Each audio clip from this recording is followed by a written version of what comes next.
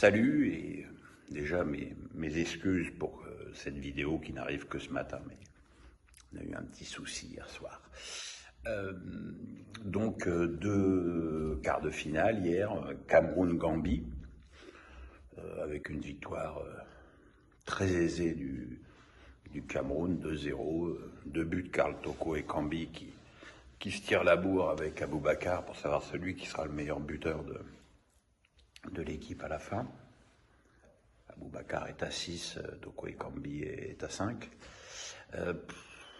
Match assez médiocre, sans grande intensité. Il faut quand même replacer les choses dans leur contexte. La Gambie est 147e au classement FIFA. La France a mis 8-0 au Kazakhstan qui est 131e. Bon, la France, c'est pas le Cameroun, mais enfin, ça relativise la perf.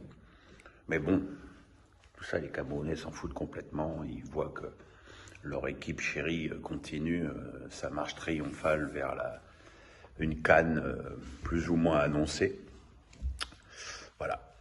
L'autre quart de finale a été bien plus emballant entre cette équipe du Burkina Faso, qui clairement avec les Comores mon coup de cœur de cette CAN, parce que cette équipe, elle a ce que toutes les équipes d'Afrique noire ont, c'est-à-dire une grosse intensité physique, et me dites pas que c'est une tarte à la crème, c'est la réalité. Une grosse intensité physique, maintenant une grande rigueur défensive, ce qui n'était peut-être pas le cas dans les années précédentes.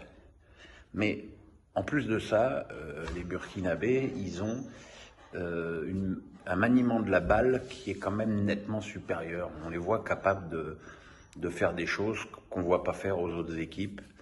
Et en ce sens, ils ont surpris une équipe de Tunisie qui, à mon avis, n'avait pas tout réglé avec le Covid, parce qu'on ne peut pas avoir je ne sais plus combien de joueurs sur le carreau. Bon, effectivement, après, ils sont négatifs, ils reviennent, mais qu'est-ce qu'ils ont fait pendant qu'ils étaient malades? Quelle a été l'intensité de leur maladie? Ça, on ne peut pas savoir. Donc, il y avait, sur le plan physique, quand même un gros décalage entre les deux équipes. Et puis, il y a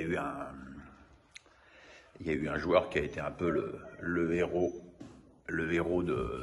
du match. C'est le dénommé Ouattara, qui a d'abord marqué le but de la victoire en s'infiltrant un peu côté droit et en repiquant au centre pour tromper le gardien tunisien.